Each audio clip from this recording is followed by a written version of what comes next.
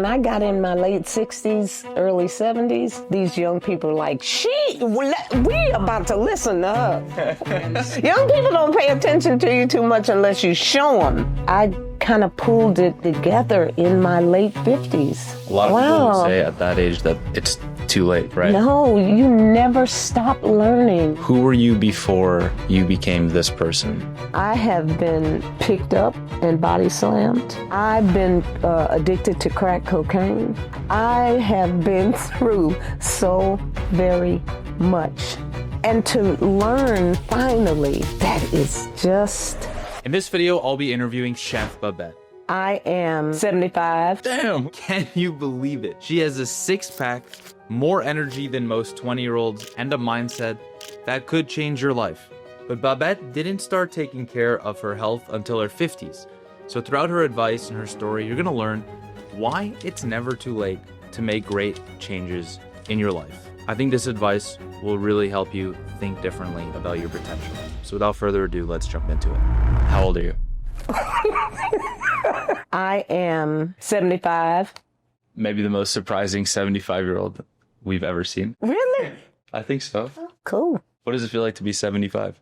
You know what? I've often asked, is there a certain way I'm supposed to be feeling at 75? Is there a way I should feel at 75? Because I still feel like I felt when I was 40. I feel amazing. Physically, mentally, same thing? Life is better now than it's ever been. The good, the bad, the ugly has brought me to where I am today. And I'm happier, wiser, stronger than I've ever been in my life. So I love it now. Where do you think most people go wrong? Just from experience, I've interviewed a lot of people. They don't feel the way that you feel. Where do you think most people go wrong? You know, I think too many times we live not in the moment. We live too much outside of the now. If whatever happened to us in the past, we wallow in it. We like to just hang out there. If it didn't feel good then, it ain't gonna feel good now. So I am so blessed that I have learned that all of that back then has set me up for who I am today. All of the rotten people back then, I consider them now guides. Because if I ever run into that kind of energy, I know what to do with that. Do you think a lot of people claim their age and they kind of live by that social standard? Yeah, I think people claim their age and they get 60, they sit down, they sit down, they don't get up, and then all of a sudden it's like, well, I'm 60, I can't move no more. I think we do. I think we do that too often. And it's really not good for us because I'm constantly on the floor to make sure I can get my ass up. You're very well known within this space. Over 500,000 followers on Instagram. How did you get, I guess, into this position that you're in? Well, I own a vegan restaurant. My my email is rawchick62. When I came up with raw chick, I was pretty basically raw at the time, all raw diet. Raw as in like a raw diet. Yeah. I didn't eat cooked food. Right. Then people just started inviting me to come and speak and share.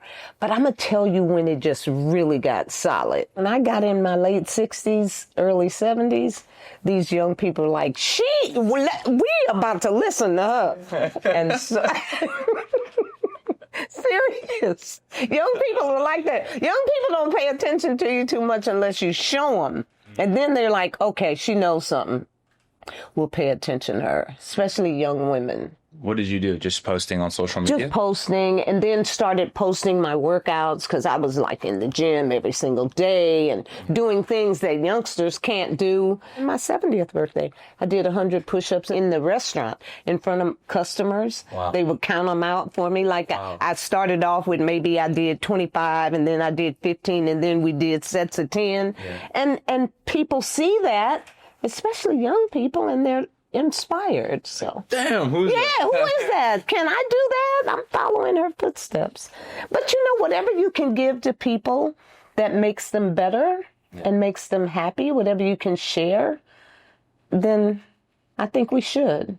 What do we need to know about your childhood, about how you were raised, to understand the version of you that you are today? Wow. I had a pretty interesting childhood. When I was 5 years old, my mother had a sitter for us. Now, I don't know if the babysitter's son was grown or just a big, tall teenager. I have no idea. I'm 5. Yeah. But he comes up to my bedroom and he abuses me sexually at age 5. Wow. And that was the first time that I had been abused that way. But then some years later, my mother married someone else. And he also abused me sexually. And I must have only been about 7 and 8 years old when that happened to me. And I would never tell my mother anything that was going on until I got to be an adult. But anyway, so life was kind of strange. I had eczema, asthma. I just had a real dysfunctional kind of childhood because my mother worked 2 and 3 jobs, so she was always leaving us with somebody, and you know how that goes. Not everybody can you trust with your child, and so I went through it. I'm sorry to hear that. How did those experiences define you? I mean, that's the first, define your childhood at that time. Well, you know, it's really, really strange. Like I said, I was very, very shy. When I met my first husband, I have 4. This is the 4th one. I wasn't secure enough and did not know enough about self to not just grab the first person every time that spoke to me. Want to get married? Hey, want to get married? That's how easy it was. Like asking if you want to go to Chipotle. It was just so silly. And when I look back at that now, I would never behave that way now. But I have a better perspective of self and life and what I truly need in life.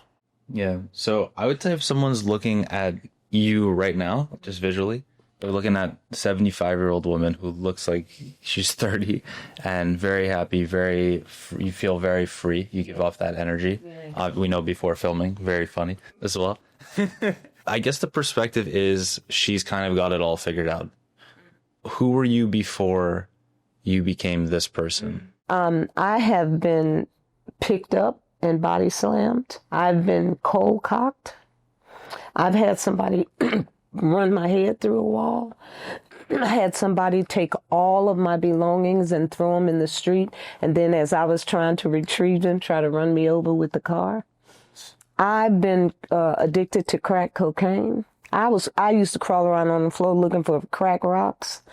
I have been through so very much. And to learn finally that is just experiences. You came through those battles and you're good. Yeah. And you understand and appreciate the power of love, period. That's the strongest thing we have is love of self. Because if you don't love you, it's going to be impossible to love outside of you.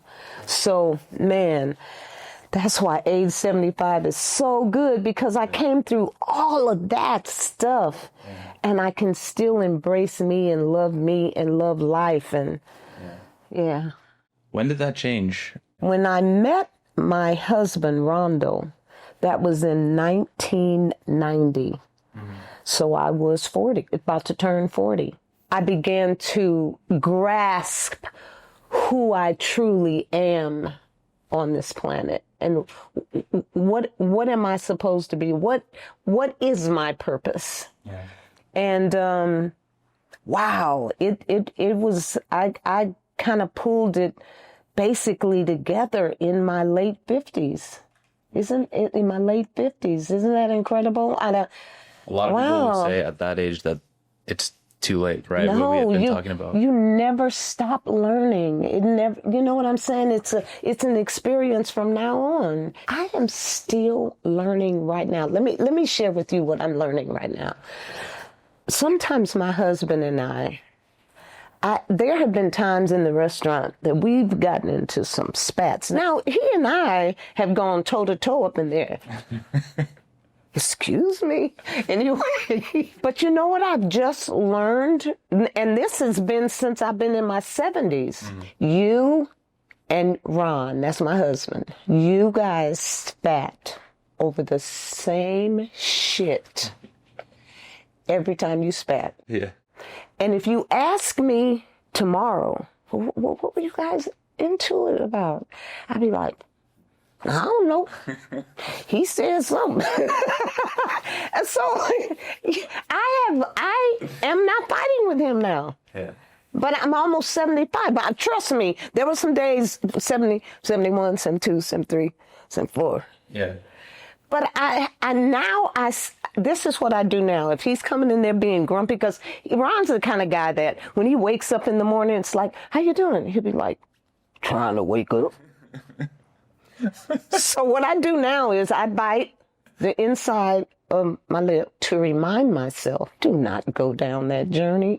You've been there so many times. It's so dumb. You're not going to marry anybody else. Both of you are going to ride this shit out together. Yeah. What are you doing? Yeah. So I don't fight with him anymore. You never stop learning, right? You never stop getting better. Yeah. And even though I'm almost 75, I'm really just now getting that. Yeah. So solid. So you never stop learning. Yeah. Be open to it.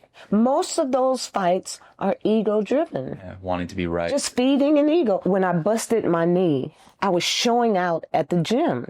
I got on the bike, 45-minute spin. Then my ego said to me, why don't you go get on the treadmill? Remember how I used to do those little 8-minute miles? So I go get on the treadmill. Mm-hmm. Girl next to me, she's walking. That's what I should have done. Mm-hmm.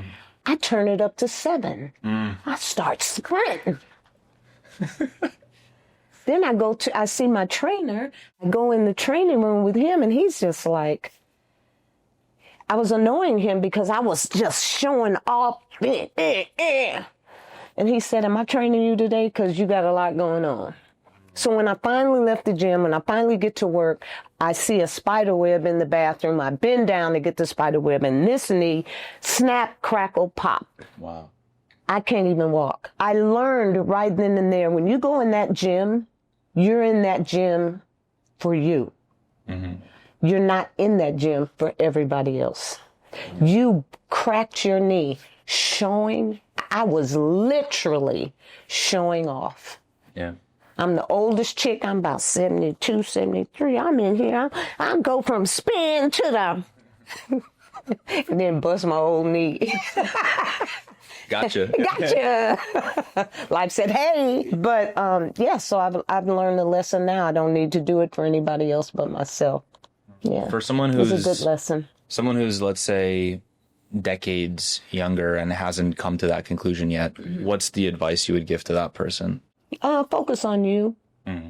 Focus on you. Yeah. How do we get started, though, in, I guess, changing the... Being quiet, being still, being not always focusing on that. Be quiet sometimes. Yeah. Maybe get the lessons that you're supposed to get because you know how to meditate. So do you think most people don't look inwards enough? I don't. And I really, truly believe that we stay stuck in the past too much. We wallow in it just way too much instead of letting it go. Because every time you bring it up and talk about it and are affected by it, you're wallowing in it. Yeah. Let it go. What's a question that you would encourage people listening to ask themselves if they wanted to get one step closer to becoming the version of themselves they want to be? Wow, what brings you the most joy? What makes you happy? Not what somebody else said is supposed to be making you happy, but what really turns you on? Yeah. After speaking with people from all walks of life about what makes a great life, one answer comes up again and again. Take initiative and create something of your own. But where do you start? Well, for a lot of people, myself included, it was with a website. The sponsor of the video today is Odoo, a business software platform with a website builder that actually makes the process simple. No need for any coding experience. Websites like these are perfect for people who want to get their ideas out there fast and done professionally. They even give you a free custom domain for a year with unlimited hosting and support, which I've actually never seen before from any other company. Odoo even has AI integration built in, so it can write or reword your website copy in just a few clicks. It took me under 10 minutes to build this, and I think it's a pretty good start. So if you've been meaning to start that thing, this is your sign. Try Odoo for free with the link in the description below. All right, back to the video. So stuff I eat, your restaurant is vegan. Were you always vegan? When did you decide? When I met my husband in 1990. I was about to turn 40 years old in December, and he was going to be 42 in September. The first date, he takes me to Griffith Park. He runs the whole hill backwards. I'm barely walking it because I hadn't been doing anything. And then he takes me and he cooks a vegan meal for me. It was perfectly combined, so I didn't have acid reflux. I didn't have any bloating. It was just amazing to me. And then he gave me the 2 books, Fit for Life by Harvey and Marilyn Diamond and The Mucusless Diet Healing System by Professor Arnold Ehret. I read those books. It totally changed my life. And I was about to turn 40, and I'm almost 75 now. After I stopped eating animal flesh and started learning how to combine food properly, I never had the challenges ingesting food that I always had in my life. The way that we used to nourish ourselves, even with animals, we were not factory farming. We were not tearing up all the friggin' forests just so you can grow soy to feed cows, chicken, pigs, and fish. Cows graze. They don't have to eat soy.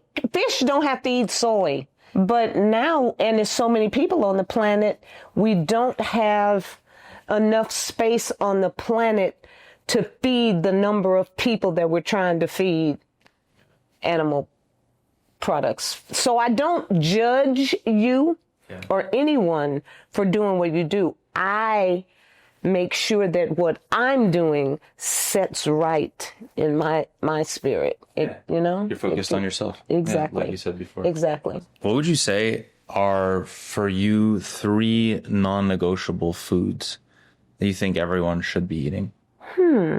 Well, I think every single day you should have chlorophyll, whether you drink it or you chew it, chlorophyll. So green veggies are at the top of my list. I am really also into, I don't know, this may apply, but I'm into sea moss. I love sea moss. It's out of 102 vitamins and minerals, you got 92 in sea moss. So I like adding sea moss. Just making sure that whatever that third thing is that you're putting in your mouth, it has some life left to it.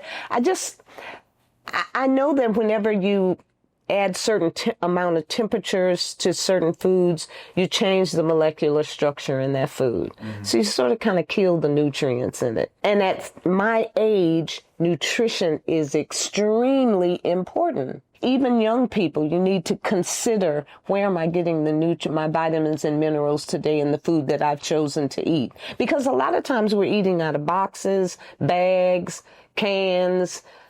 It's all cooked. So something to consider. What about the reverse? When you look at everything that's out there in the world and everything that people eat all the time, what are 3 foods you think everyone should eliminate? For me, it's just, it just has to be plant-based for me. Yeah. So ultra processed food, refined sugar, candies, dyes, preservatives, all that. No, stop. No, don't do it. And please don't give it to the kids. No, really, you're jacking them up. It's too many kids in these hospitals with cancer that hang out at McDonald's. Okay, I'll stop.